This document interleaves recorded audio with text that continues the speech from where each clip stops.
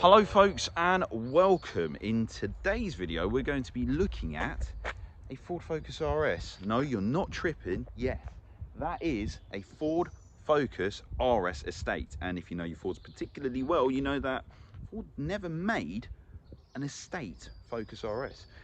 It literally looks like an OEM Focus RS, so we're going to see what it's like to drive, see how different it is between the normal hatch. There's only a handful of these in the UK, and it would be cool to have a go in something like this. It literally looks like an OEM car. So like I said, we're going to see what it's like to drive. If you're new to the channel, hit the subscribe button, hit the bell notification icon to see more content like this. So here we are, Focus RS estate.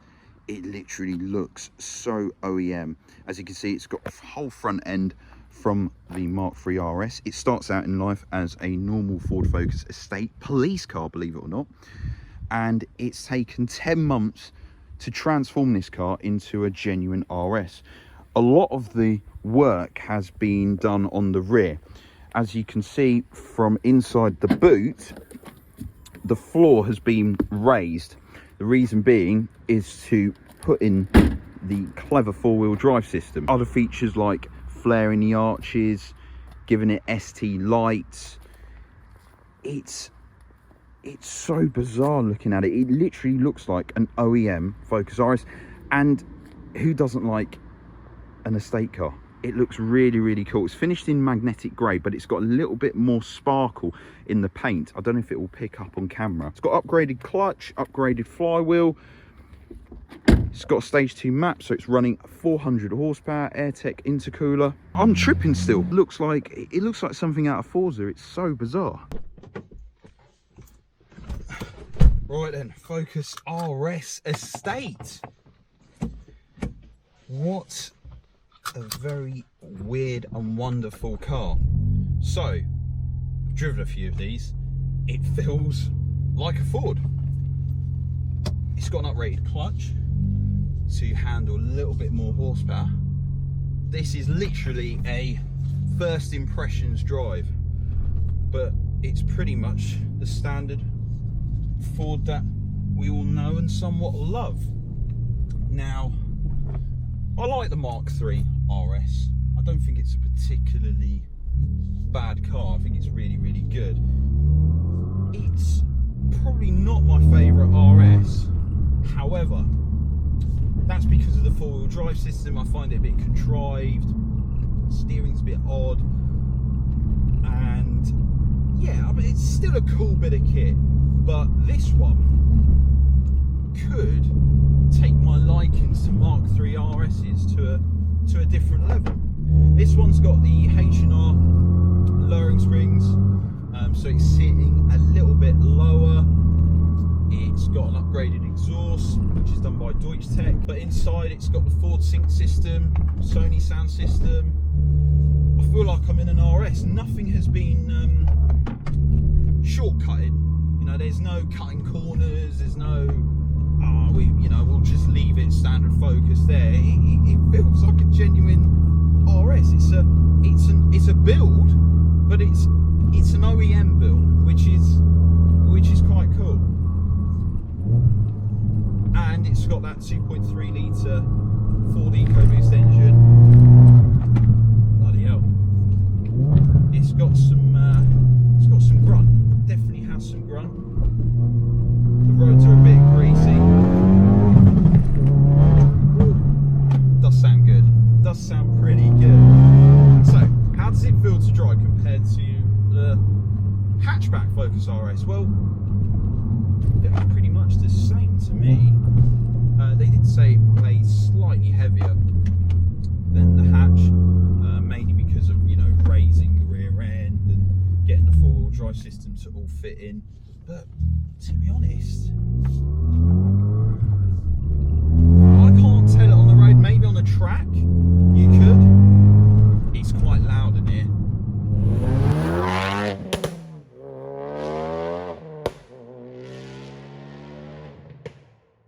You can hear that four banger just popping away, going wow. God, I feel like a proper Essex lad. It's cool. It feels alright. The ride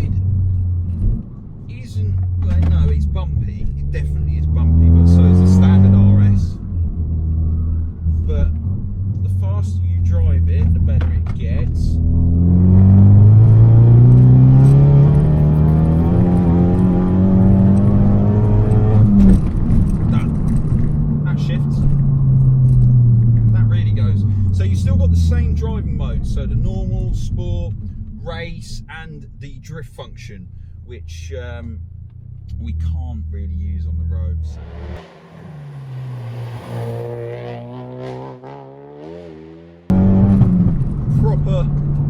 Proper pops and bangs.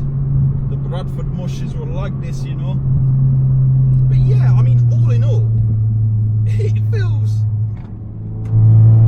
like the real deal. It really does. Do I prefer it as an estate? Yeah. Who doesn't? You put more stuff in it. Like, it makes sense. Maybe it's because I'm getting old, maybe.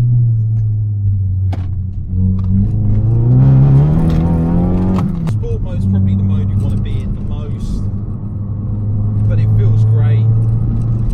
It still feels agile and eager and just that little bit sharper to drive than, say, your Golf R estate or your Octavias or something like that. There's a better sense of connection of what it's like on the road. It just feels sorted. And it took 10 months, which in my opinion isn't long. He said that the work that took the longest was getting the RS spoiler and the rear bumper and getting that to work around, you know, the rear arch, because obviously it's different to the hatch. It's also nice to drive a Focus RS. It's a proper giddy up car. It does put you in a good mood. It makes you feel like a boy racer, an Asbo, in a good way. Just, I don't know if you were like 50, 60 and you jump in this, you feel like a right youth. And I think that's cool in a car. It's got a good vibe to it. It's definitely one of the coolest builds I've seen on a car, for sure.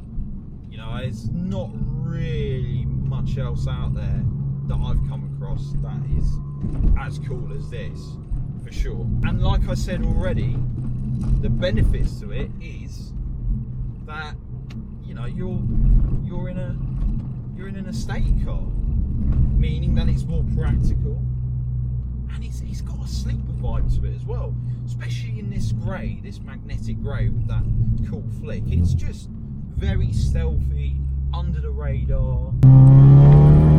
Yeah, it doesn't feel any different to the hatchback RS.